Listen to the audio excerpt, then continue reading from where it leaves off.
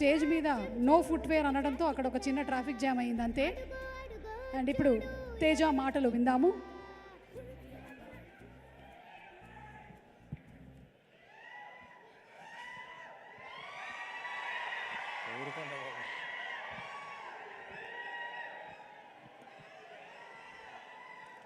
అందరికీ నమస్కారం. ముందుగా ఇక్కడికి వచ్చిన మా మెగాస్టార్ చిరంజీవి గారికి, మెగా అభిమానులందరికీ, సినిమా అభిమానులందరికీ అందరికీ నమస్కారం. నాకు 1 సెకండ్.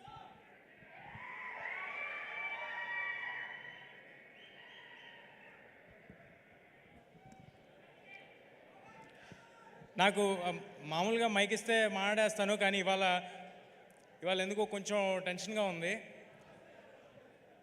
అంటే వెనకాల అంజనీపుత్రుడు, ముందు అంజనీపుత్రుడు ఉన్నప్పుడు కొంచెం టెన్షన్ ఉంటుంది. బట్ ఎలా ధైర్యం తెచ్చుకుని మాట్లాడతాను నేను. మన ఇతిహాసాల్లో రాముల వారికి సాయం చేయడానికి హనుమంతుల వారు వచ్చారు. మన హనుమాన్కి సాయం చేయడానికి రాముల వారే హనుమంతుడి రూపంలో ఇక్కడ మా చిరంజీవి గారిని పంపించారని నేను నిజంగా అనుకుంటున్నాను. చిరంజీవి గారు సినిమాల్లో మాత్రమే ఆపద్బాంధవుడు కాదు, సినిమా వాళ్ళకి కూడా ఆపద్బాంధవుడు. ఎవరైనా గెలిస్తే ఫస్ట్ ఫోన్ చేసి ప్రశంసించేది చిరంజీవి గారు, ఎవరైనా ఓడిపోతే ఫస్ట్ ఫోన్ చేసి పరామర్శించేది చిరంజీవి గారు. అలాంటి మా ఇండస్ట్రీ పెద్ద మా చిరంజీవి గారు. నేను నా జీవితంలో నేను ఎవరికైనా థ్యాంక్స్ చెప్పుకోవాలంటే మా మదర్ ఫాదర్ తర్వాత నేను ఎవరికైనా థ్యాంక్స్ చెప్పుకోవాలంటే అది చిరంజీవి గారికే. ఆయన్ని చూస్తూ పెరిగాను, ఆయన్ని చూస్తూ ఇండస్ట్రీకి వచ్చాను, ఆయన్ని ఆదర్శంగా తీసుకుని సినిమాలు చేస్తున్నాను. నేను ఆయన ఏకలవ్య శిష్యుడిని నేను అనుకుంటున్నాను.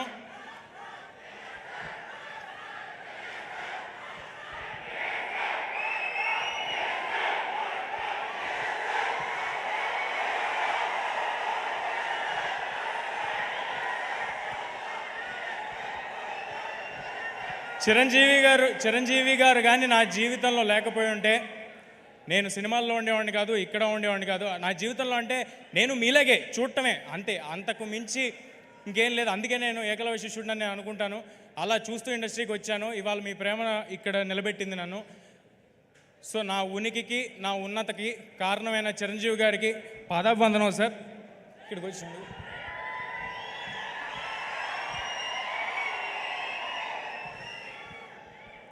ఇక మా డైరెక్టర్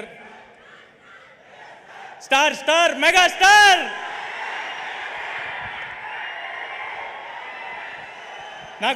నాకు ఎవరైనా నేను మర్చిపోతున్నా ఇది నా ఈవెంట్ అని, నేను సినిమా గురించి మాట్లాడాలని మర్చిపోతున్నా. నాకు చిరంజీవి గారి గురించి మాట్లాడుతుంటే అలా ఉంటుంది లోపల గుండెల్లో. ఆయన విజువల్ స్క్రీన్ మీద, ఫోన్ మీద ఎక్కడ చూసినా అదొక తెలియని ఒక గూస్ బంప్స్ ఫీలింగ్ వస్తూ ఉంటుంది నాకు. నేను జస్ట్ ఒక చైల్డ్ యాక్టర్ అండి, ఏ బ్యాక్గ్రౌండ్ లేకుండా ఎవరో నన్ను చూసి సినిమాలో పెట్టుకుంటే ఆయన ఇంట్లో పిల్లలతో సమానంగా నన్ను చూశారు. 4 సినిమాలు చేశాను. దానికి అది నా లైఫ్ లాంగ్ గుర్తుపెట్టుకుంటాను. ఆ హంబుల్నెస్ నా లైఫ్లో నేను అలవర్చుకోవాలని నేను అనుకుంటాను. ఇక మా డైరెక్టర్ ప్రశాంత్ గారి గురించి మాట్లాడతాను. ఏదైనా సినిమాకి A to Z 1 to 4 ఎవరు అంటే ఒక 4-5 పేర్లు ఉంటాయి. కానీ ఈ సినిమాకి A to Z మాత్రం ప్రశాంత్ వర్మ గారు. ఇది ఆయన కన్న కళ. ఆయన నన్ను ఒక ఆయుధంలా వాడి ఒక రామబాణంలాగా ఇండస్ట్రీలోకి వదిలేరు. I'm very very thankful to Prashanth garu. నేను జాంబిరెడ్డి ఈవెంట్లో సరదాగా ఓ మాట అన్నాను. ఒకళ్ళు హీరో అవుదాం అనుకోవటమే చాలా చాలా కష్టమైన విషయం, కానీ ఒకరిని హీరో చేద్దామని పూనుకున్నాడు మా ప్రశాంత్ వర్మ అన్నాను. ఇప్పుడు చెప్తున్నాను, చిన్న ఎక్స్టెన్షన్. నన్ను వాళ్ళు సూపర్ హీరోని చేసి ఇక్కడ నుంచో పెట్టాడు. నేను రామ్ చరణ్ తేజ గారికి రాజమౌళి గారు, రవితేజ గారికి పూరి జగన్నాథ్ గారు, ఈ తేజకి ప్రశాంత్ వర్మ సగర్వంగా చెప్తున్నా.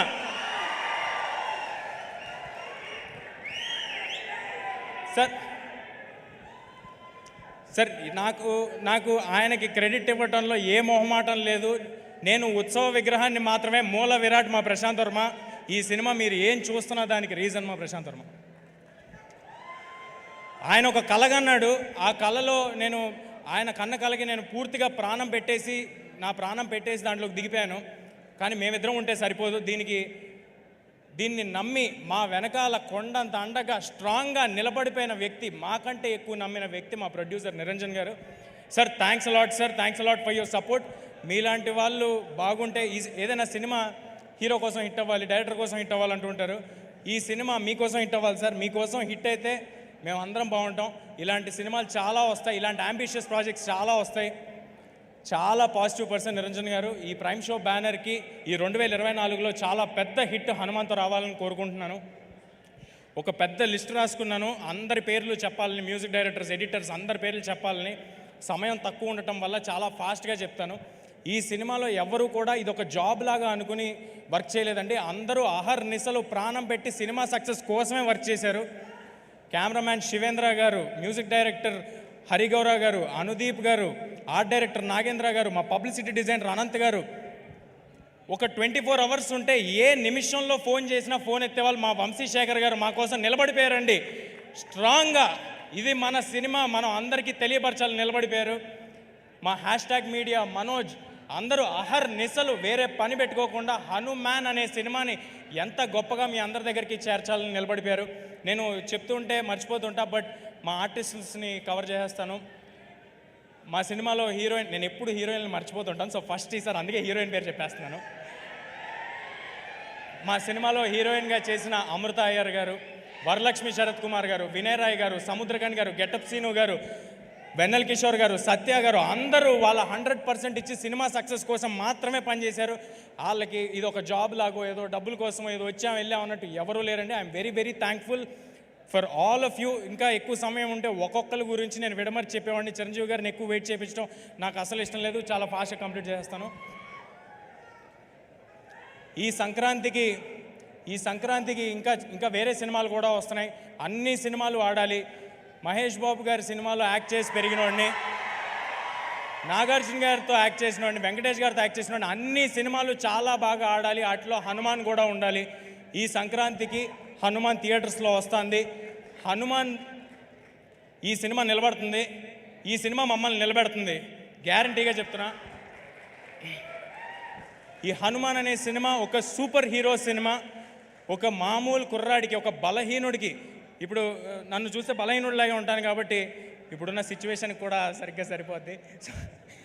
సో ఒక బలహీనుడికి హనుమంతుల వారు పవర్స్ సడన్గా ఆయన ఆశీస్సులతో వస్తే ఏంటనేది ఈ సినిమా అండి. అందరూ తప్పకుండా Jan 12 థియేటర్స్కి వచ్చి చూడండి. ఇందులో ఫన్ ఉంటుంది, పాటలు ఉంటాయి, సూపర్ హీరో యాక్షన్స్ ఉంటాయి, మీ ఒళ్ళు గగ్గురుపరిచేలాంటి, నేను ఎక్కువ రివీల్ చేస్తానేమో, మీకు గూస్ బంప్స్ మూమెంట్స్ ఉంటాయి డెఫినెట్గా on Jan 12. Please come to theatres and watch the film. Thank you, thanks a lot.